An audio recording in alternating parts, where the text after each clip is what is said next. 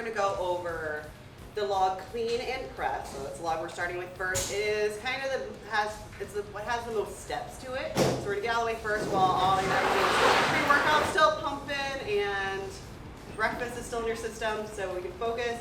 So we're going to go over that first, and then we're going to go over farmers, and then we're going to go over sandbag, sandbag carries, like front carries, and then sandbag loading, and then some stones. So this will take probably the most, but first, I want to see like a show of hands of who here has done any of these implements before. So a lot of you guys. Cool. Good start. Good start. So that's good. And if you guys haven't, that's okay. Our goal today is to teach you how to do it safely, effectively, and then also how to implement in your own training, whether or not you want to do Strongman, or you are a powerlifter and just want to, enhance your training, or anything else, because Strongman, at the end of the day, is just fun, at least for us. So, good. Yeah. So I guess first of all, I want to thank everyone for coming. This is an awesome turnout. We're glad there's this much, interest in what we're doing, interest in doing Strongman, and kind of getting it, and to see, get everybody maybe competing one day. It's cool. It's cool. Even if you never compete, just using Strongman in your training as you're doing, it's going to make you better at what you do, whether it's powerlifting, just general training, just going to make you a better athlete all around. So it's cool to see interest in it. It's cool to see people come out for it. Yeah, I'm stoked. Yeah, and then another note before we start, we got Jacob from the nutrition shop out here.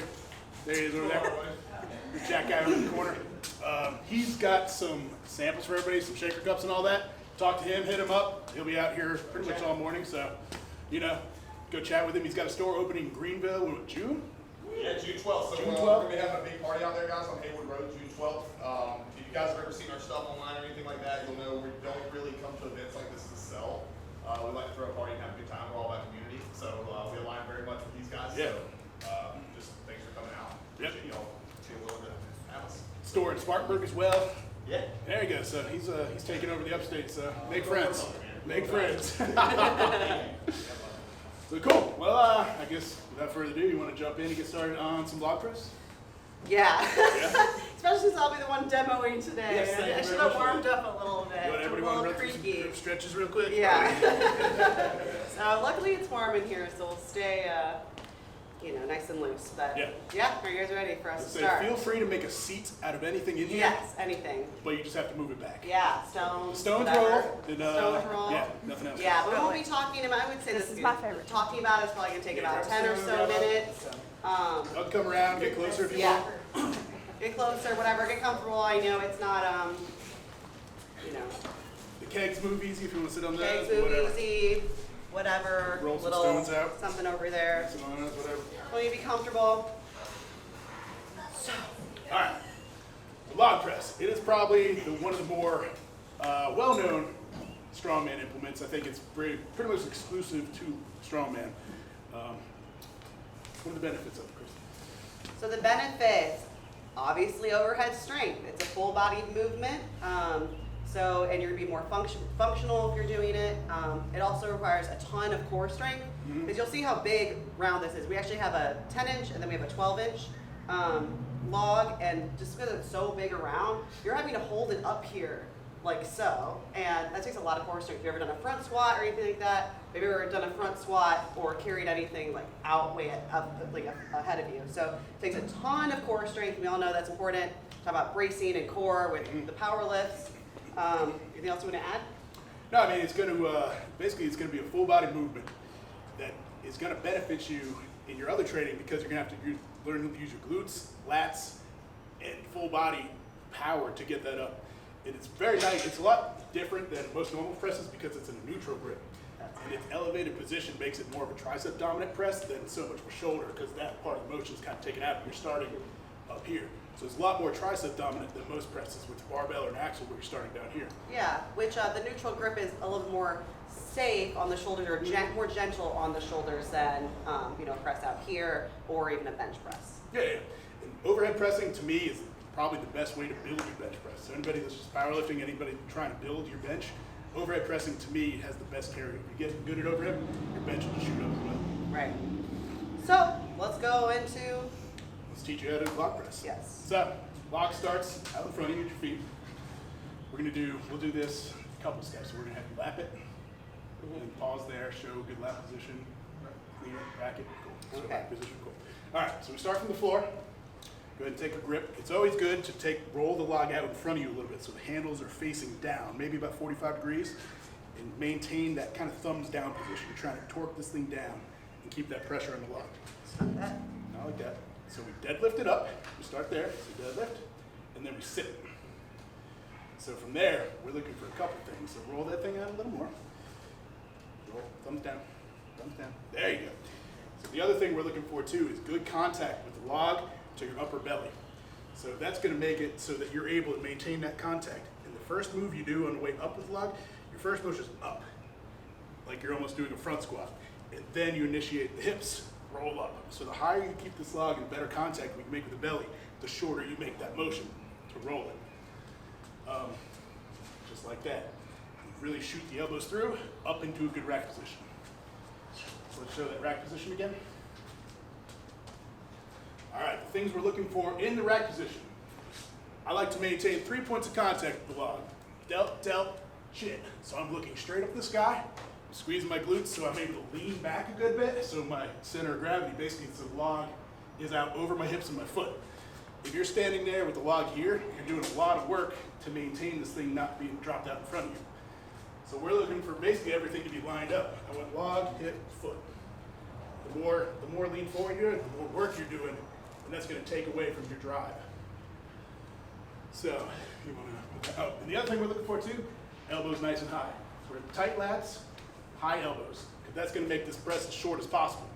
If you have this thing real low, you're in an awkward position to press this thing kind of off your chest. The higher you're able to get this log in this, again, that's part of having your thumbs down. Now your thumbs are kind of pointing up on you. Or I guess your thumbs are down here. Either way, handles are up. I don't know, So you're you able kind to of get make upside down when you're up there. Yeah, you're kind of able to shorten the motion and make it almost a big tricep extension. Right. Some things not to do when we're cleaning the log. Show that. Sure. Since you're doing such a good job. All right, I think I see this the most when I see people clean the log. Is you kind of get in here and you just full body with it. To me, I mean, it works. It'll get you there, but to me it's problematic when you get into heavier weights because it's gonna usually throw you off balance because you've got a big heavy log rolling all the way up your body. So now this thing gets to your top and you're backing up, and it's got the potential to make you dizzy, which is about the last thing you want. So you roll up this heavy log, it's sitting on your chest, now you get the dizzies. You're standing here like, okay, I gotta wait for this to go away before I press it. And every second you're sitting there holding this, you're doing work. Yeah, and oftentimes people do it, they're kind Sap of, the life out of you. what do you say, that's kind of when they're curling the log up a little bit too? Yeah, potential to cool the log. I think that happens a lot as well. We don't maintain that tight pull into the log. Right. So you're really trying to pull that log into you. So tight shoulders, tight upper back, and you're trying to pull that log into your belly as much as you can so that when you start that motion, that log doesn't roll. So when you break the contact with your legs, Right. it still maintains that contact. Yeah, Kind of bring it up real slow. So front, and then shoot the ribs. Yep.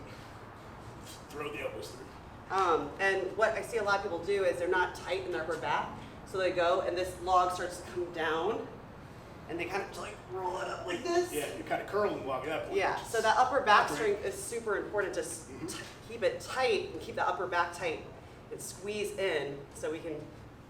Yep. And that, to me, that's a very efficient movement too. The less moving and the more control you have on that log and the more power with it is more efficient, takes less energy. So when you get it up here, you didn't do a lot of work to get it there. You're there and you're ready to make a good press. Right. Should we demonstrate the press? Yeah. Yes. So there are 3 ways to press anything basically overhead. Put strict press, where you're standing, just press overhead. A push press, there we got a strict press. A push press, we're gonna dip, dip and push off the toes. And a jerk, where you jump and you catch yourself underneath the log. I think just as we're getting started, anybody who's not too familiar with, we're just gonna start with strict pressing. We can work our way up. If you're familiar with push pressing, good. Jerking, good. Do it. We'll be able to coach you through all of them and see what we see. Yeah, we'll go from there. Yeah, and yeah, it's mostly kind of choosing what's most efficient for you. Also efficiency in general. The log's a beast, so if you get off balance or you're gonna waste energy on the clean, it'd be really hard to press from that position.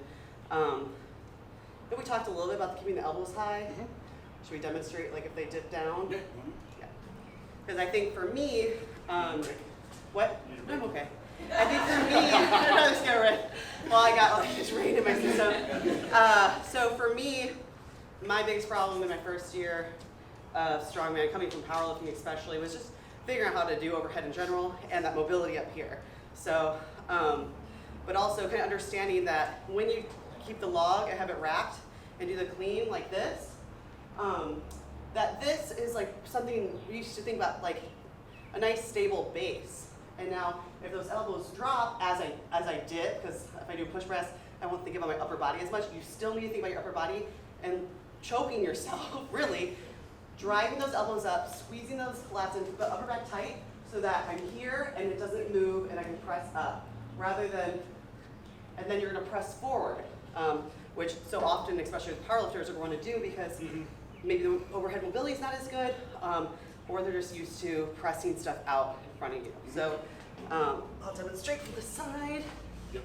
That's a guaranteed way to make the press much harder is getting in a position where you're either dipping forward on your dip, because then everything's going to have a tendency to go forward, or a low rack position, because everything's going to kind of want to move that way too, because you're not centered over your mass there. So what I did, this is good, Yep. and this is gonna be bad. Yep. See that movement? Rolls, and now it's kind of taking momentum away too. So now you have to fight the momentum of the log coming down before it comes back up.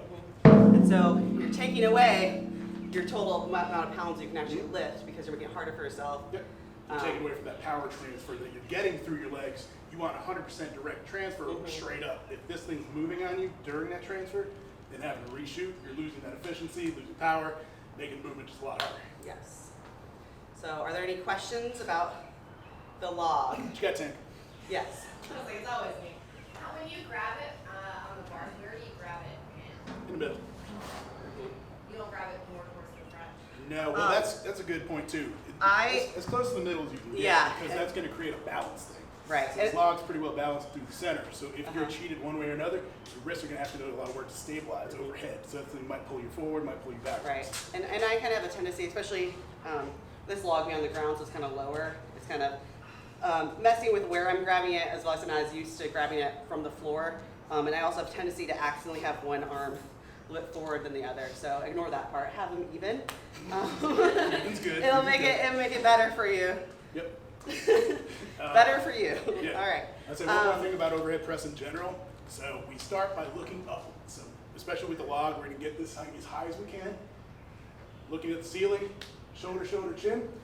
As we press up, we come through, head through. That's going to help our lockout. We don't want to be sitting here looking at the log, because if you get there, you get a real tendency to get stuck here. This head through helps that lockout happen as well. And squeeze the butt. Squeeze your butt constantly. Always squeeze your glutes. Solution to all. Prison defense all the time. Okay. So yeah, we have. Are we ready to go? Well, I want to. Wait, you have a question. Where are the best parts to take your breaths? Whether it's Oh my God, that's such a good question. Good point, good Oh point. my God, we can't really do that. Now, it's hard. Breathing is so hard on log, and you're gonna feel. Might feel dizzy or disoriented. So it's important to breathe because that's also you get your brace. But it's hard to brace in certain positions. And it's also, you want to keep your brace. You don't want to ever do a crazy exhale. So that's why that's important. But yeah, we'll go over the breathing now. My opinion, so the easiest spots to take your breath in your lap. So basically once this thing's in your lap, you should be in a position where you can hang out there. You know, all the way. Because I mean, this log's pretty balanced on you. It's a good way to get a good breath there before you initiate that clean. The hardest spot to take a breath is when it's on your chest, because now you're trying to keep everything tight. Usually when you take a breath, the first thing you do is exhale a little bit, and you lose that tightness. And then it's real hard once this thing's on your chest to get any kind of breath back. Yeah, so you're going to have to hold your breath. Yeah, you kind of hold your breath a little bit. You could go a little like exhale if you need to.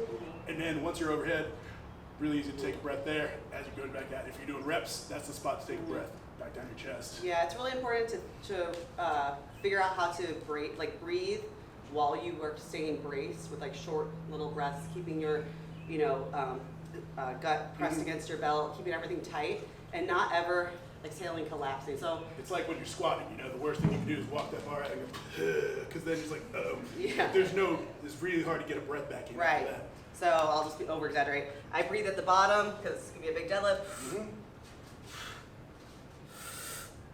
Yep. Fire. Mm-hmm. Oh yeah. And then breathe at the top and laugh and celebrate. Celebrate the giggles. Yeah. Any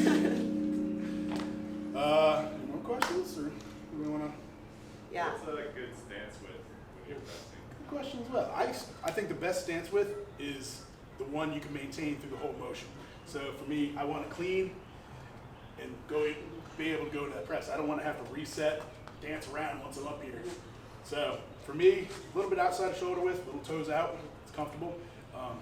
Some people might think wider is better as far as maintaining a little bit of like balance, because this thing's a little long, kind of heavy. But I don't think you get very good leg drive and hip drive in a wider stance. So a little bit outside, just kind of that athletic stance that you do for most movements. So you're able to get good dip, good hip drive. And my natural stance for overhead pressing is always wide, and I personally think I get better power, but narrow. So I'm trying to get narrower. But if I'm trying to be narrow right now, but I'm sure on film I'm just like pressing out like here. But yeah, you kind of have to find that powerful stance for you, but you kind of have to kind of balance between, you know, what feels stable and also powerful. It's like your deadlift too. There's not like a perfect solution for everybody. So there's a comfort level and a power thing, where you get the best power transfer and where you're able to maintain a good position too. Because when you do dip, you want to maintain a good, you're going to sit in your hips more than, so make sure your torso's not tilting. So the worst thing you do when you dip, your torso dips a lot, and then the log's going to want to go that way too. So wherever you can maintain a good balance of getting a good dip and drive to be able to do that while maintaining as upright of a torso as you can. What's up, guys? Christy from Unchained Strength here, and today we're going to go over the front squat, which